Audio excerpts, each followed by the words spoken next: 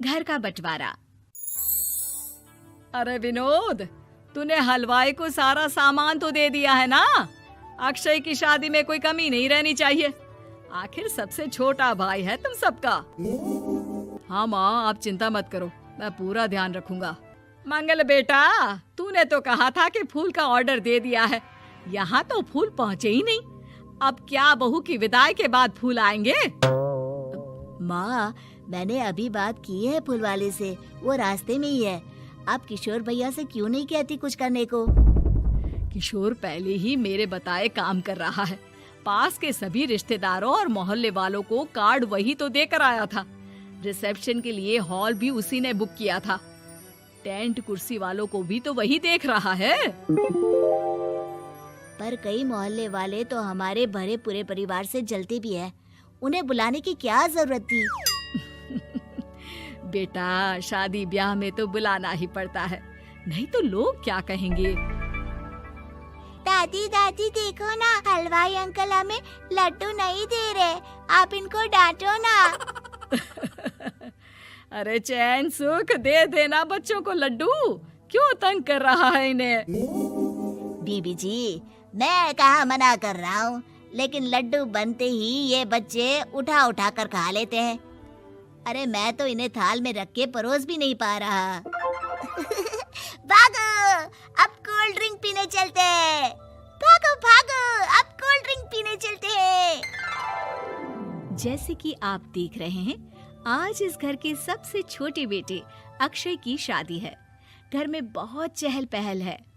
कुलभूषण की बीवी कमला को फुर्सत ही नहीं है कामों से, लेकिन कुलभूषण और घर के बाकी लोग कहाँ हैं? आइए देखते हैं। अजी, आप यहाँ आराम से बैठकर गाने सुन रहे हो और घर में अभी तक इतने काम बचे हैं करने को। अरे भाई, मेरे सबसे छोटे बेटे की शादी है, इसके बाद तो मैं अब चिंता मुक्त हो ही जाऊंगा। और फिर घर में तुम हो, बेटे बहुएं हैं, तुम लोगों के होते हुए मैं क्यों काम करूं? मैं तो शान से बेटे की शादी में जाऊंगा तैयार होकर। अरे ठीक है, अब आप आराम ही कीजिए। एक बार अभिषेक की बीवी आ जाए, फिर मैं भी आराम करूंगी और मेरी चारों बहुएं पूरे घर की जिम्मेदारियां संभाल लेगी। इतना कहकर कमला वापस अपने काम में लग जाती है। बेटा भी, तू अब तक तैयार नहीं हुआ? किससे बात कर रहा है फोन पर? तैयार कैसे हूँ? सैलून जाने से तो आपने मना किया है, क्योंकि मुझे हल्दी लग चुकी है। भाभीयों को देखो, सुबह से पार्लर में है।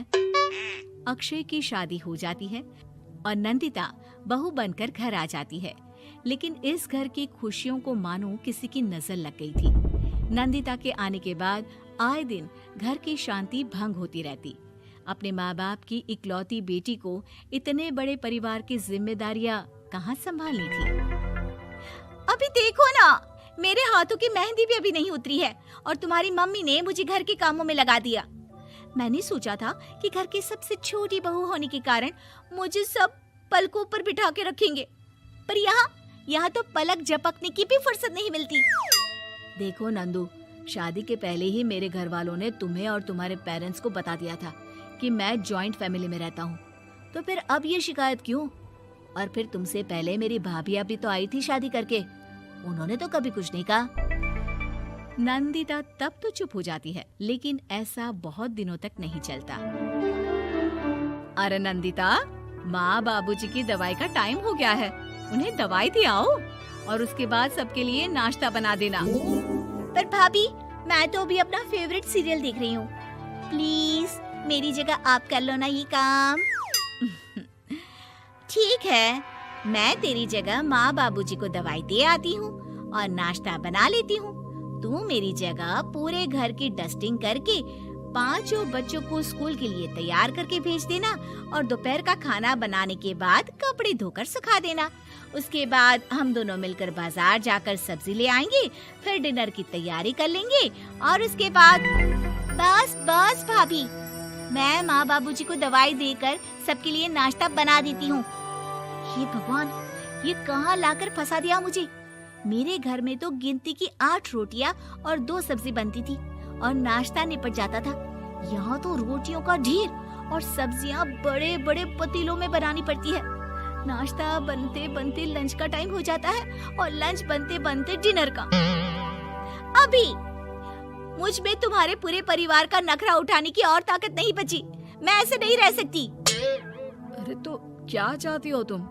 मुझे अलग रहना है बस। तो ठीक है, हम कल ही शिफ्ट हो जाएंगे किराए के घर में। इतना बड़ा घर होते हुए हम किराए पे क्यों रहेंगे? ना जी ना, घर में ही दीवार खड़ी करो अपने हिस्से के आगे।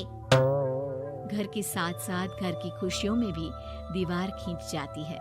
ऐसे ही कई महीने बीत जाते हैं और नंदिता माँ बन जाती है। बच्चे के आने से अभिषेक के कंधों पर खर्चों का बोझ आ पड़ता है। अभिषेक का बोझ कम करने के लिए नंदिता भी पार्ट टाइम जॉब कर लेती है, लेकिन इससे उसके सर पर नौकरी, घर और बच्चे की जिम्मेदारी बढ़ जाती है।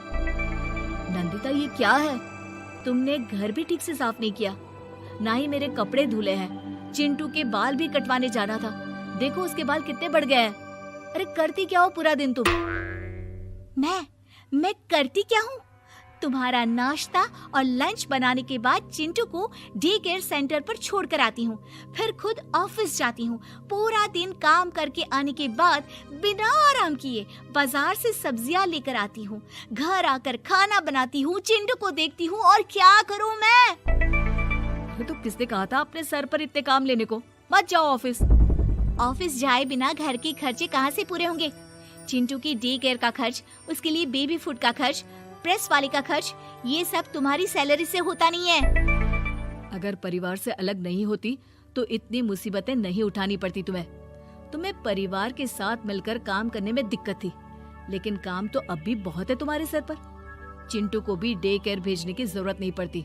उसको गोद में खिलाने के लिए दादा दादी और घर के सभी बड़े होते। उसके साथ खेलने के लिए उसके भाई बहन भी होते। मेरे तीनों बड़े भाइयों के बच्चे भी बड़े हुए हैं, लेकिन बिना महंगा बेबी फूड खाए, क्योंकि मेरी माँ और भाभियाँ बहुत अच्छे से जानती है कि बच्चे को क्या खिलाना चाहिए। बिजली के बिल जैसे खर्चे भी सब मिलकर बांट लेते थे। लेकिन तुम्हें तो सबसे अलग रहने में ही मजा आता है, तो अब शिकायत क्यों करती हो? बस करो अभिषेक, बस करो।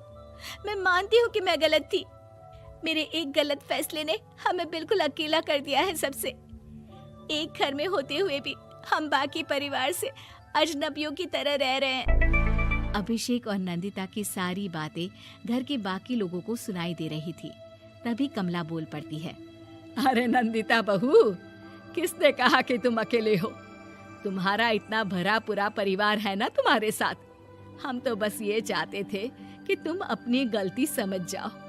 अगर हम तुम्हें समझाते तो शायद तुम ना समझती, लेकिन अपनी गलती का एहसास तुम्हें खुद हो गया है, तो अब तुम समझ चुकी हो परिवार में एक साथ रहने का मोल क्या होता है। मम्मी जी, मुझे माफ कर दीजिए, अब ऐसा दोबारा कभी नहीं होगा।